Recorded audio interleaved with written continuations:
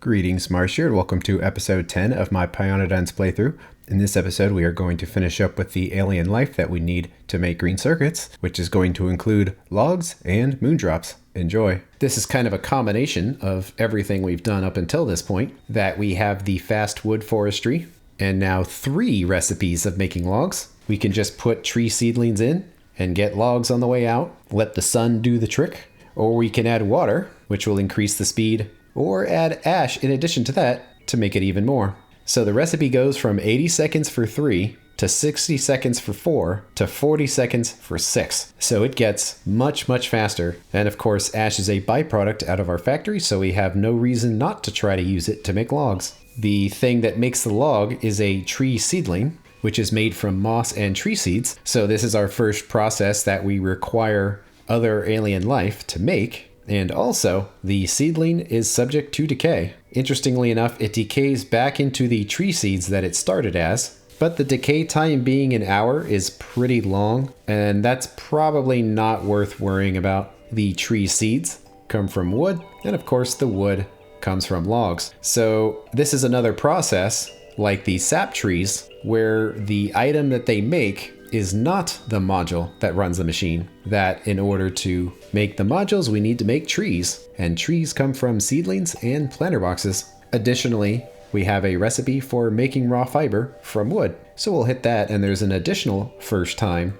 going on here, where now we have access to an upgrade, specifically a turd upgrade. Turd upgrades usually have fairly long researches. This is 65 units compared to the 32 for the wood. But if a turd is available, you probably want to research it first, because it's probably going to completely change how you make the resource. So to look up turds, come into the codex here and down to turd, and by default it will show you all of them that are available.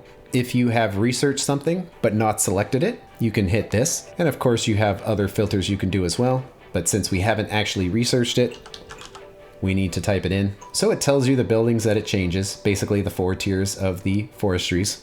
So the way this works is you pick one and then you're locked into it. You eventually do get research that'll allow you to change it, but that's really long term. You just want to consider these permanent upgrades. Most of them are upgrades. They're supposed to be balanced. I say supposed to be. They're supposed to all be equal and just cover different cases that you might want to pick them. But I personally think still some of them are better than others. So we have the first one here, dry storage. Instead of 10 wood turning into 2 fiber, it will turn into 8 fiber, but also biomass and additional regular fiber. However, the crafting time is doubled. So this seems pretty good, but the thing is there's actually better ways of making fiber than wood. So this is really beneficial right now, and as the game goes on, it will be less so. Selective cutting heads. This is a good one.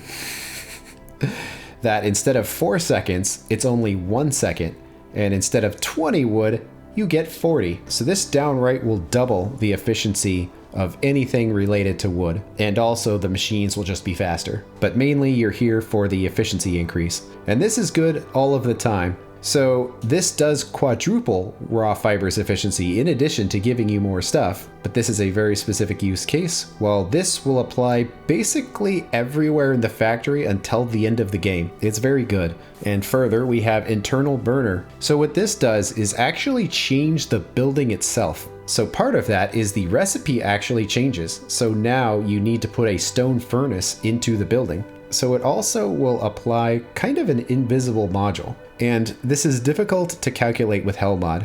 And even looking at the numbers, it's also kind of difficult to entirely understand what's going on. And it looks like now that is researched. So if we back out and go back in, it's now part of the list. But it does say real speed 50%. And I think that is basically stating what's actually happening, because it says speed plus 550%. I don't think that's the case. So that's why it says real speed. However, I do think that the energy consumption being halved and productivity getting a 50% bonus does apply. So by picking this, the machine will be 50% faster with half the energy consumption and a 50% increase to productivity. So it's pretty much good all around, but that is significantly less good than this. However, to make this happen, it also changes the recipes. So now the recipes will require twice as much ash as before.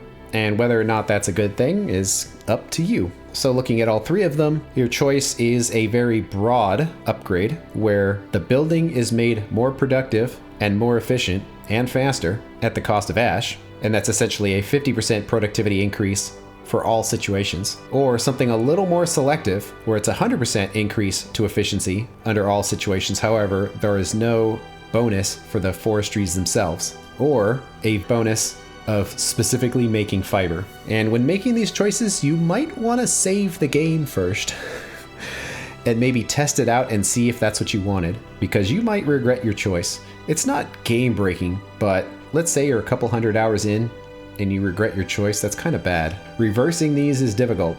So I'm going to go with improving the wood's efficiency. I really don't mind building more forestries, and this wood productivity increase will apply in all situations, even if we break apart logs in our hands, because you see made in character. This will also improve that. So I'm going to select that. It has now been made. And if you look at your recipes here, it is now permanently replaced. So if we break apart logs, now we get 40 wood out of it. You have to be careful with Hellmod though, because see how I searched wood and it isn't appearing? We actually have to select locked recipes to make it appear. And now that we do, it's here. However, also note that it is using the better wood processing unit. And that is actually an error, because there's another research that will improve the efficiency of the wood processing unit. And looking at our inventory, we still only have the not upgraded one. So searching here, this shows the wood processing unit upgrade is something entirely separate. So when planning things with Hellmod, you do need to be careful that Hellmod selected the right machine and it's using the right recipe. It's not the end of the world if you make a recipe wrong, but you know, you would prefer to be accurate if possible. That's the whole point of using something like Hellmod, is that there are no mistakes. But this has been running a while. We've got more trees, which means more sap. So it turned out this time that we didn't actually need to select this turd before calculating it in Hellmod, but if we selected the internal burner, it would have changed the building, so we would have needed to select the building that has been turd upgraded. When planning builds, if you can research the turd immediately, you probably should, and then select something first and then plan it out. That said, I am going to plan out our log build in Hellmod. And right here, we definitely need to put the trees in to make it work, but you can also see how Hellmod is giving you access to the different basically invisible modules. Each forestry has 10 slots, but you can see that it doesn't let you put this in. So it's a little weird, where you basically have to leave one empty and then select the correct one for the tier of machine that you're using, and then it should work. So if we look at the numbers, we need 40 machines normally, and then putting the turd upgrade in drops it to 19. And that about makes sense because it's a 50% real speed increase as well as a 50% productivity increase. And also the energy consumption goes way, way, way down. So you can see how this module did substantially upgrade the efficiency of the buildings. So yes, if you are planning a build with Hellmod at least and using these turd upgrades, you have to be careful how it works, and it's probably going to be wrong because you can't put every module in. Like for example, you could put more of these in here, but I'm pretty sure that's not how it works, that it only gets one. But in our case, we just want the trees. And every time you have a new building that uses alien life modules, always set it to default so you don't forget to do it later. You can see here that it is linking to ash, and again, that is definitely wrong. So we want to exclude that so it's linking to the tree seeds. And since this machine has wood as an input, let's just select wood and not worry about coal. And then make this from logs. And the reason why the number is red is because it's pulling its own resources, so it's basically not giving us the amount we want. And if we select matrix solver, it's still red, but it has fixed itself. The reason why it's red now is because we're actually making more logs than we asked for, but that's because it's using a few to go into making the wood. And this is essentially it. Now it's just how much wood do you want? Well, the largest practical amount of ash that we can send in here is 15. And now we know that we essentially want 20 forestries, so we can actually drop this to 0, compute by factory, and say we want 20, because that'll make the numbers exact. And that will use a third of our moss output, and moss will be available for other things in the future. And that will give us a little bit of logs. And because the logs are now 40 times denser than the wood is, we should be sending logs around the factory, not wood. And looking at these numbers, this is pretty good. We have 1-to-1 ratios here, and then a bunch of nurseries. So that build looks pretty good, so I guess I will build it, and I'll be back in a second. That said, before we build this, I'm definitely noticing some flickers in our power network. And yeah, we're using all of it, although it's really only happening when the turbines are at their weakest. But nonetheless, we are losing power, so we should probably build more. Because this is happening when turbines are at their lowest, it means we probably should put more steam engines in as opposed to more turbines, because we would generate like this much power if we had twice as many turbines on the low end. And the power consumption is, well, it's the high pressure furnaces, which makes sense. I believe most of those are making concrete right now and dealing with ash. So we don't have any crazy power demands, we just need more power. We could put another power plant here, or we could potentially put it up here because we have raw coal. It doesn't really matter either way, but right now we're almost at maximum utilization of this patch with the miners that we have. We could potentially squeeze one in here, but it's not worth it. So instead, let's build a faraway plant. Since we don't have radars, we have to come up here and manually check things, but it looks like it all caught up pretty well. And do these all have 100 plates in them? Yep. Well, our tin is ready for when we want to start using it. And, I mean, what else are we going to put here? We might as well throw a power plant, or even two. It's kind of hard to tell, but it does subtly look like it's getting brighter out here. When you have the day setting so slow, it can be quite hard to tell, but that's also kind of the cool part about it. Since it's so gradual, you almost don't notice. So that'll be pretty good. We're still going to need water, so usually with Pi, because your water needs are fairly low, I usually don't worry about calculating how much water a setup needs until it's just not enough, and then I put more pumps in. And that's the wrong belt. No! It's polluting everything. Everything looks like it's on the right side. And since the only thing that's going to go here is going to be more power plants, we can just push this straight down there. So we'll let it go. And now our power should be quite acceptable. Well, it looks like our shale oil tailings pond is getting pretty full. Right now we're not using much of it because the only thing we're using it on is making glass, and we're not making much glass, but eventually we will. So I'm thinking a second tailings pond should be okay. You do want to be careful about not storing an excessive amount of fluids, but in this situation, it should be okay. So we'll get that filled up real quick.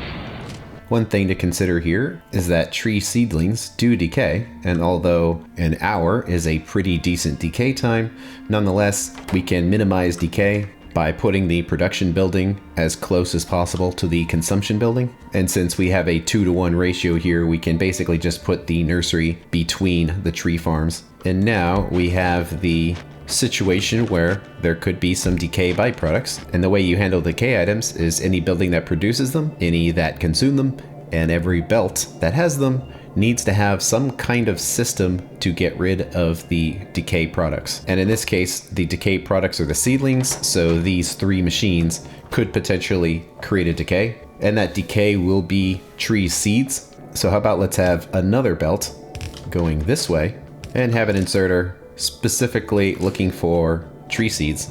And we want the same there, and we want them all to combine on the same belt. If I have done this correctly, we should have something that's vaguely repeatable.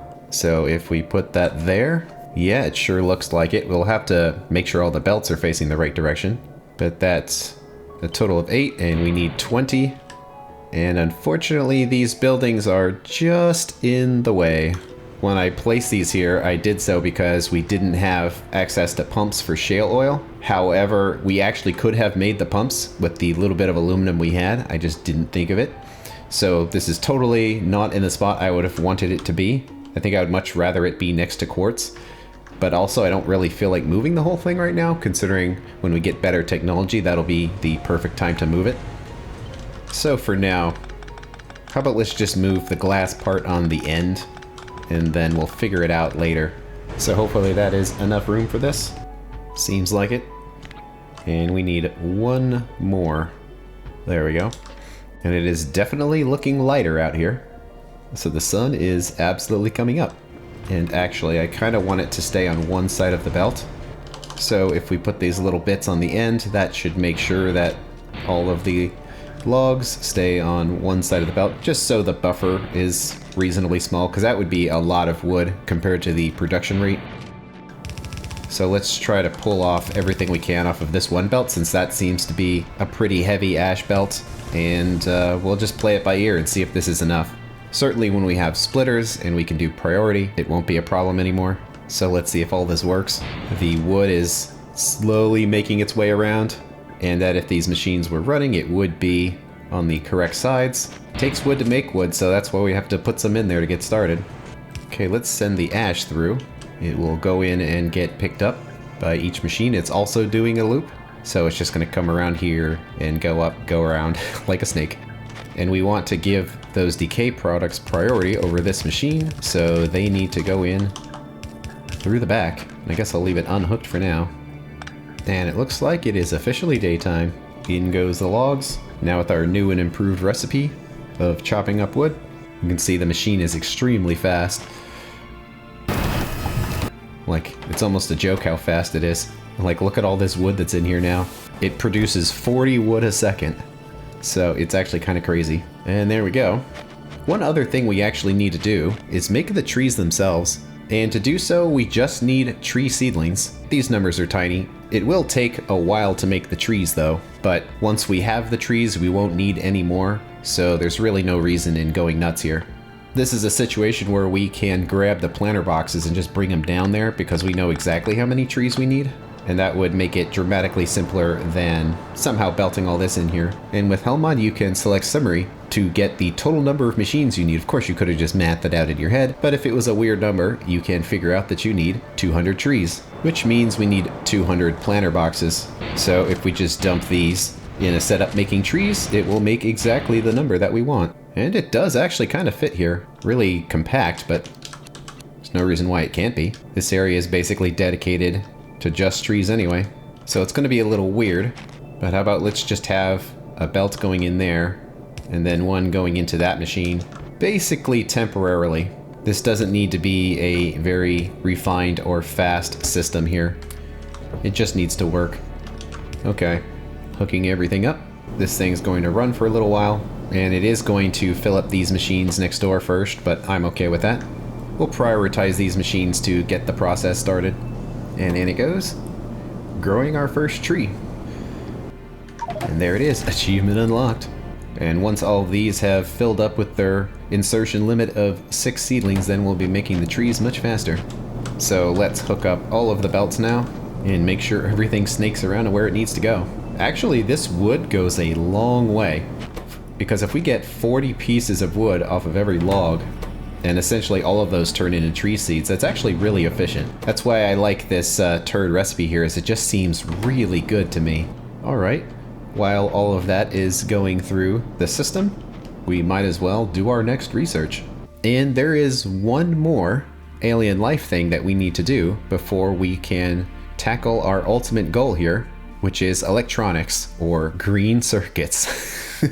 Yes, all of this has been for green circuits. But let's follow the chain here that we can unlock the Petri dish, which is a glass item. And is this agar or auger? I suppose many people will correct me, and I will say it in many different ways throughout this playthrough.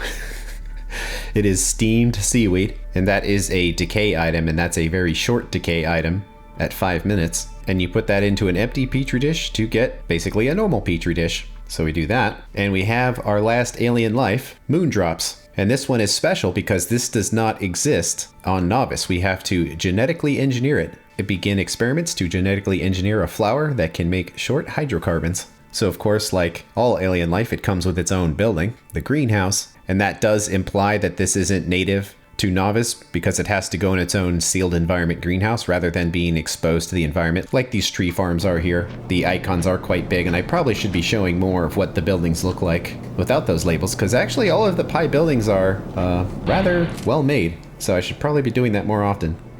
But clearly these grow in the natural environment, but I don't believe that Moondrops do. So this is our first situation where we have to make something from nothing. We can't mine the environment and find an item that we can then grow into more of that item. We have to make it from nothing. And the way that it's done is with the Petri dish, planter box, a Moondrop codex, and a bunch of water. And that codex is just some stuff we have. This one is very simple, but it means that we need to make it from nothing. And that is going to be our first use of that seaweed. And then the actual natural growth cycle of Moondrops is 4 Moondrops come from 4 seeds. And those seeds also come from Moondrops. And it's really interesting where they are really checking your belt understanding and priority, because 5 Moondrops come in and you get some amount of Moondrops coming out and some amount of seeds. And you do get a positive amount of seeds. This will generate them, but it's actually kind of slow. Of course, it's the first recipe. And ultimately, we're doing all of this because the Moondrop seeds, so not the Moondrops, but the seeds, can be turned into methane, which is something that we're going to want. However, this is another item that has a turd upgrade that you can immediately access. And since that dramatically changes how Moondrops are handled, we definitely want to research that and choose it before we plan anything. We have been silently working through our tar, and in fact, we could combine these 2 ponds now, and we probably should. Our weird Coke balancer continues to work seemingly, that none of this is running, which is what we would want to see. Close enough for me. And this will mean that we can finally straighten up all these pipes here, and I absolutely am going to. And that looks oh so much better. One thing I like to do when it comes to upgrading tiles in the factory is just go over the old tiles with the new ones, and then with the older tiles, I can put them on less important parts of the factory where I don't walk as much, and that will have the effect of migrating tiles to where they need to go, because regular stone bricks are probably perfectly fine out here, because we don't walk here very often. We're only here because we're working on it right now. So how are we doing on these trees? 17. That's enough to at least see this get started. So there we go. Of course the wires don't reach all the way, but there we go. You see the little mech robots in there chopping trees down for us. And because we're doing the good recipe, it's actually reasonably fast. 40 seconds for 6 logs is pretty decent. Usually growing wood is a very slow process in most mods. I imagine this is going to be an achievement too. Yep. So they get placed on this belt, and it'll go up and get blocked there. Well, before we send the wood along the factory, we kind of want to let this all get populated. This won't really have exponential growth because all of the trees are coming out of this one nursery, so it's just going to make them however fast it makes them. So let's go into turd here, go to unselected, get rid of our search, and now we have Moondrops. I like how if you're not sure what to pick, you can just click the dice and let the game choose for you. Let fate decide a random option. I'm going to go with no on that. I guess if you have decision paralysis, that's something you can do. So the 3 upgrades for Moondrops. The first one dramatically changes the way the recipes work with the addition of raw copper ore. The recipe we have now is 4 seeds to 4 Moondrops, but if we add copper to it, it will be 4 seeds to 8 Moondrops. Not only that, but instead of 140 seconds, it's now 70 seconds. So this is going to be a dramatic improvement to both speed and efficiency. And this only gets better because you have a new recipe here that requires soil, but the copper basically replaces the hydrogen. And of course, you have the same amount of Moondrop seeds going in. So even at the top end here with all of this stuff, look how much simpler the recipe gets, and it's faster. It goes from 60 seconds to 30. So this first upgrade seems really good to me. It's just a massive improvement in all regards.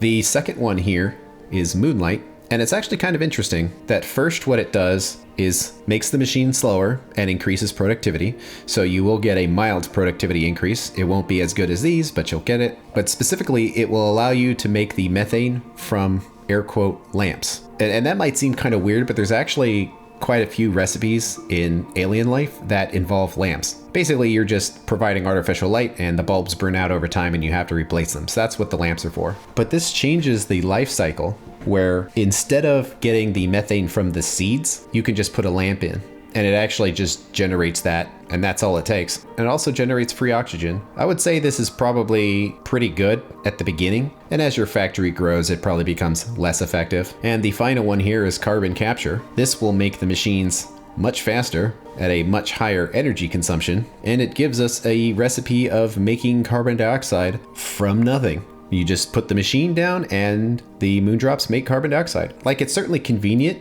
but I don't know how good this is because you don't need that much carbon dioxide. It's only for specific things. And also it's not that hard to make. Right now it is, but it won't be soon when we have splitters. So this certainly makes a lot of the alien life recipes easier because a lot of them use carbon dioxide, and you can just put the Moondrop greenhouse next to it and now you have carbon dioxide. So I would say carbon capture makes your factory logistically simpler, and Moonlight does to an extent as well, but to a lesser extent. And then if you just want to maximize the overall efficiency of Moondrops, then the copper addition is best. And I certainly think that this is the best one of the three. That when you think of even this first recipe, adding raw copper ore to get such a performance improvement is basically a no-brainer. And it's certainly when you get to this stage, like, look at what the 10 copper removes. All of this junk gets taken out for the cost of 10 raw copper. It's so good. So that's what I'm picking. So it's a good thing we selected that because that will dramatically change the recipes. So how are we doing on trees? A few more. There we go, 10 trees at a time until they're all done. And we do need to connect all these. One problem with the tree farms is they're just really big. And it's just kind of awkward to deal with. I'm actually pretty happy with this setup, but nonetheless, it's not particularly dense. It's just kind of a lot of power poles in here. Speaking of which, how are we doing on power? Pretty good. We're just about fully utilizing the turbines now, which makes sense because our power demand has increased and we've switched the balance towards making steam. So seems good. So let's plan for Moondrops. Right now, we really have no idea how much of it we'd want. We could calculate it since we're close to circuits and ultimately we need it for the circuits. But let's do kind of an independent setup here. And you have to be careful that these two recipes exist. We definitely want to grow them the natural way, not with petri dishes. And it's the TURD upgrade recipe. And you see on the modules, it has the carbon capture version and the Moonlight version. Neither of those apply, so we just want the standard Moondrops. Put 16 of them in, hit the star so it's by default. And we need the seeds, and the seeds come from Moondrops. And I think we need to back out of this and just type a number in here, like 1.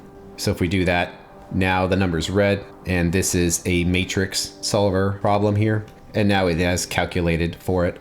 And we can just kind of decide on what numbers do we want. Certainly we would want to max out at least a botanical nursery.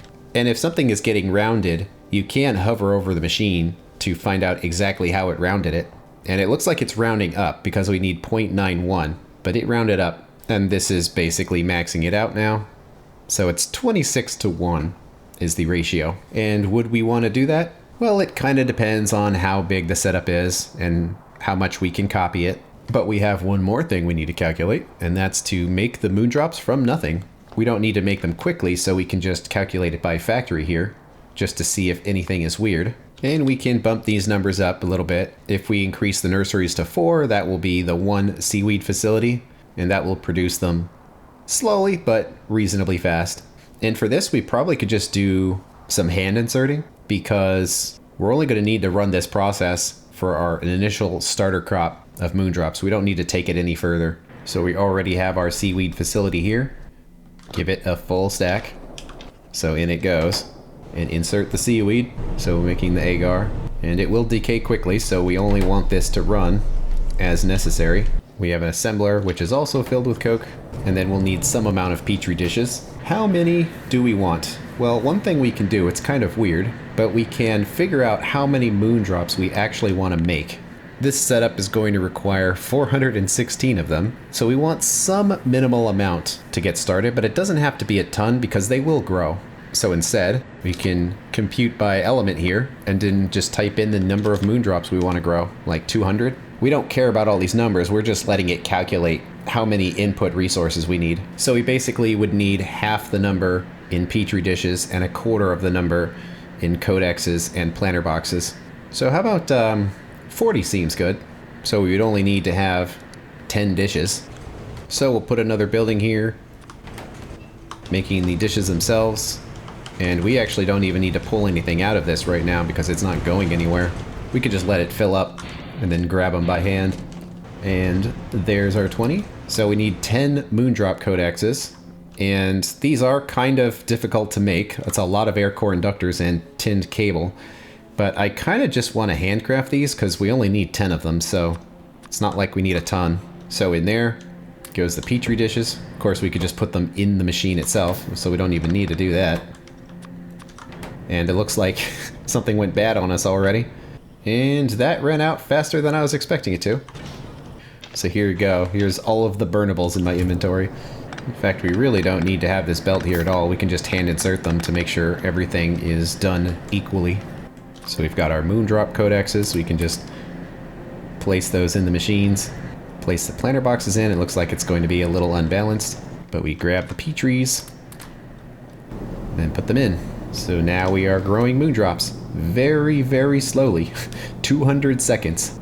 Although I think we need to take those out and put them into each one of those machines, and then put them into each of those. So, okay. I think that is correct. And there we go. Achievement unlocked. And we've got Moondrops now.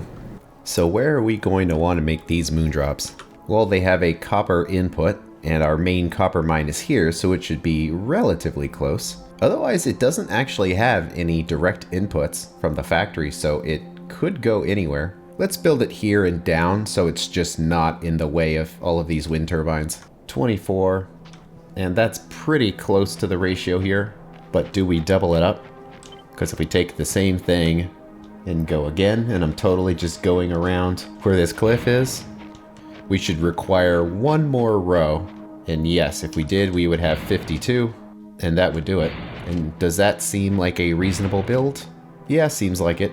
So when we double this, we just about max out half a belt of copper, and that seems like a pretty good number to go with. This is the realistic maximum that we can make this, and I'm fine with that. It's kind of hard to know how many Moondrops you're going to need when you first start, because the main thing you're going to use the Moondrops on is making circuits. So unless you want to calculate that whole thing, it's hard to say how much you need.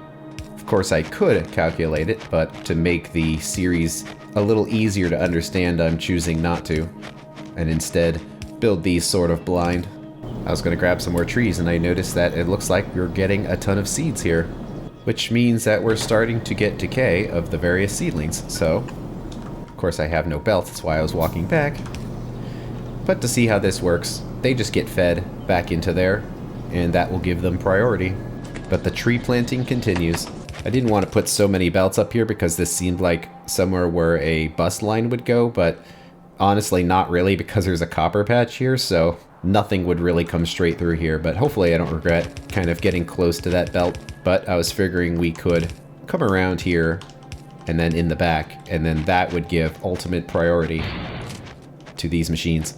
So we should see the copper get sucked into every machine. It's a long belt, so it's going to take a little while, but there they go. Well, the only other thing we need to start this process is the Moondrops that we grew artificially. And, look at that. We actually emptied some miners here. Well, if that's the case, because I wasn't actually expecting this to empty so quickly, we should probably just prepare and just fill it up all the way. And wood looks like it's going good. We went through all of those decayed seeds, and trees continue to grow. Looks like we have all of our Moondrops, 40 of them in total, and we don't really need these buildings anymore. We only put them there for making Moondrops, and basically any other plant or creature we would need to grow would have its own process, so we have no guarantee that these machines would serve any use at all. We've got some bio crud now. And of course the seaweed machine will patiently wait for its next use. Okay, we want to be careful how we do this, because we only want to run this minimally to start the machine, and the recipe requires 4. So if we start this, just that one set should be enough, and then we can fill it up with Moondrops and see how it works. And yeah, you can see the long process of the extra Moondrops we made have to go all the way around, but it's running. Let's do one more process of them, and then maybe fill that one with Moondrops.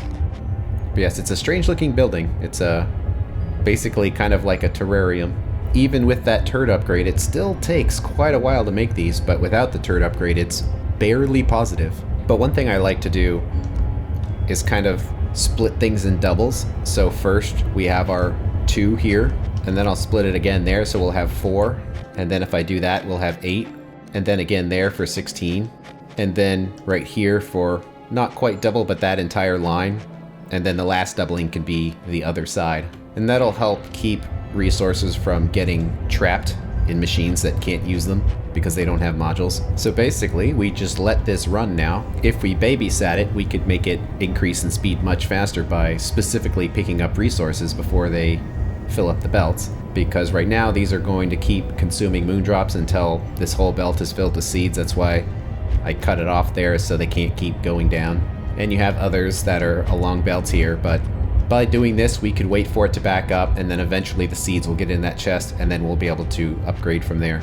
Well, while we're waiting for that, we can do some more research. However, that's going to have to wait until the next episode. Thanks for watching, and I will see you later.